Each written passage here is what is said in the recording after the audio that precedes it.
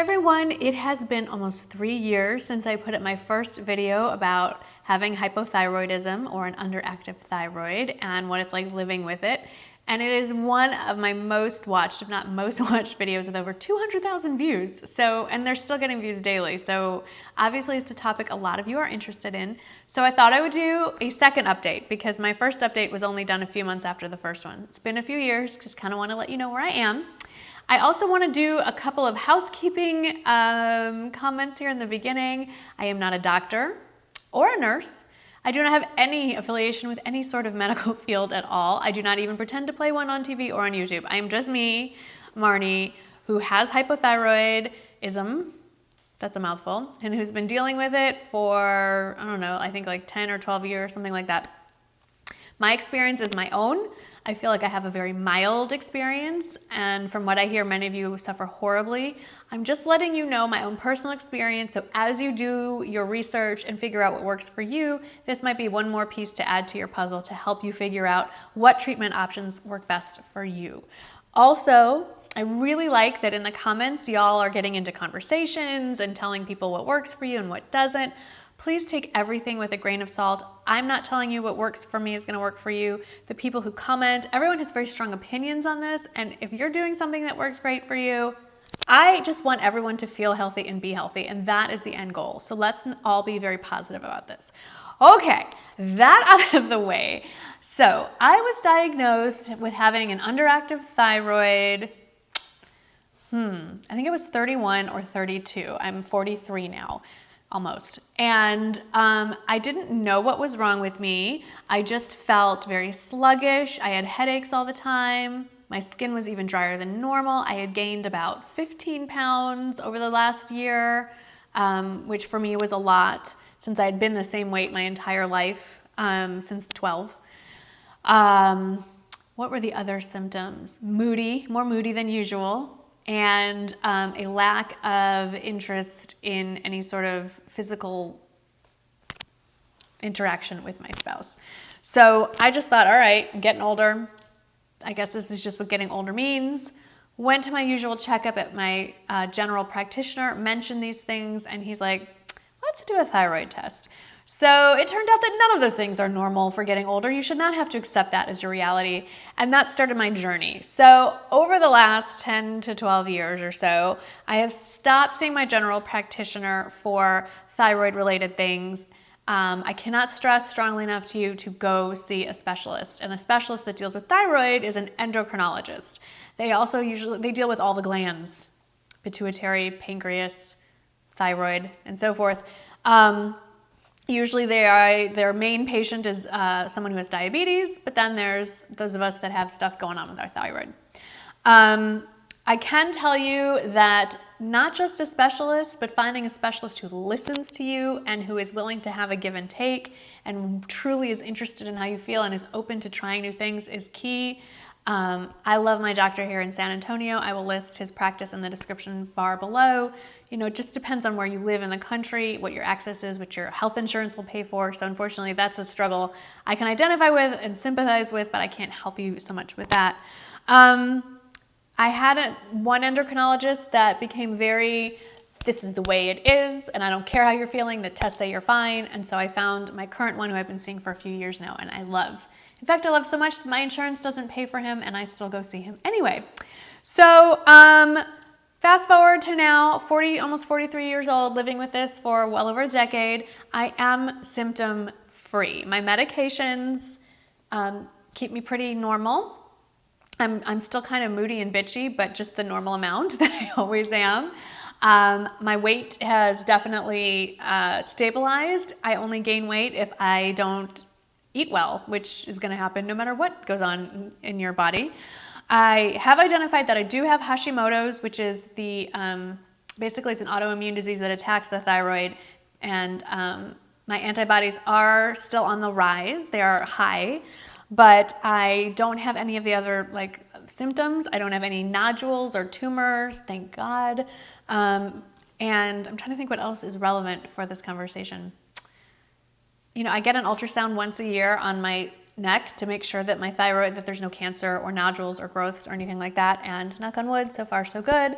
And I'm gonna walk you through my bag of medicine here, and you can see what keeps me sane and healthy. Something else, let's back up. Something else I wanted to mention is sometimes all these symptoms that feel like it's your thyroid are very similar to having an underactive thyroid, but they're not. So I was on meds for a while and everything was great. And then a few years ago, maybe 2 years ago, they weren't. I started getting all the same symptoms again. And I went to see my doctor. He sees me when I'm feeling great. He sees me twice a year. When he's playing with my meds, he'll see me every quarter.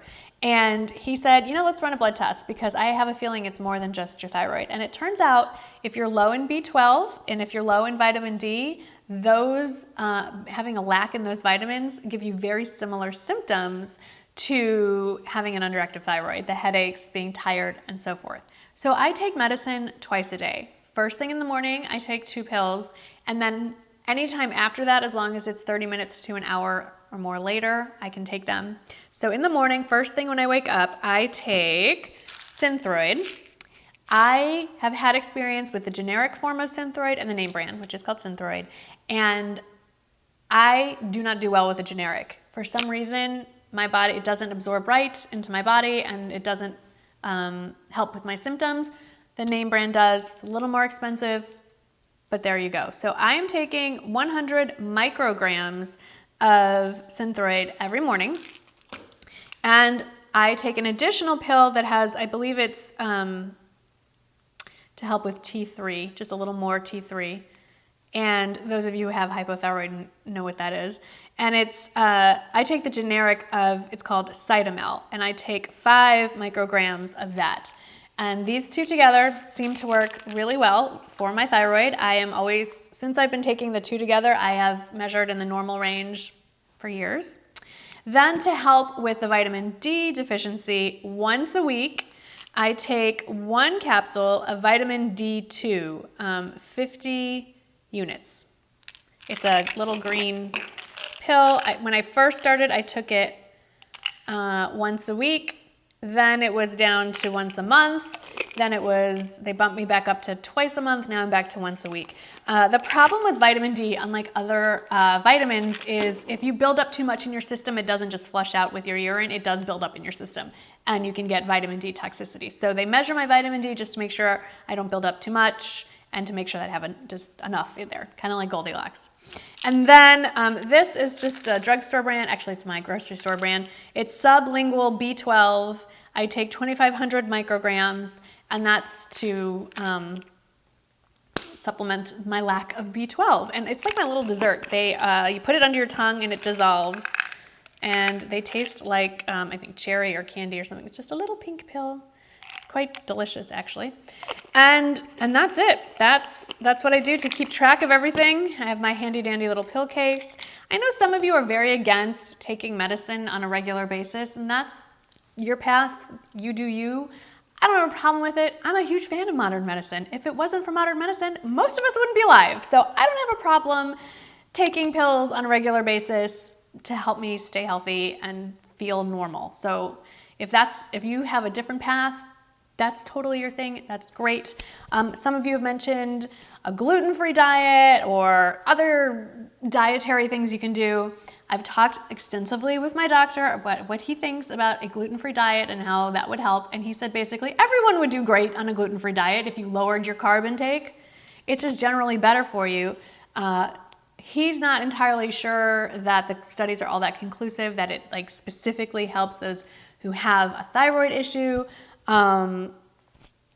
It probably wouldn't hurt to lower my carb intake, who are we kidding? But I really like bread. So, for now, since I'm symptom-free, I'm not gonna go out of my way to cut all gluten out of my diet, but as I'm getting just generally older and approaching middle age, I'm trying to lower my carb intake. So that's just, I think everyone could benefit from a lower carb intake. That is pretty much it. It's not all that exciting, but I get asked a lot, how is it going? What's going on with you? What meds are you taking? So that's the journey I'm on. It's a journey I'm gonna be on for the rest of my life. And it's okay, I'm totally cool with it. I'd love to hear back from you guys. How are all you doing? I know I've grown to know some of you through the comments over the years, and I hope everyone's doing well. And if you're not doing well, I hope that you find a way to get there, because that is the goal, isn't it? As always, thank you so much for watching. Feel free to leave your comments and questions below, and I'll see you in the next one. Bye-bye. Hey everyone, welcome to February favorites. I have a lot to talk about, so let's jump right in. Unfortunately, we're gonna start with some not favorites, fails if you were.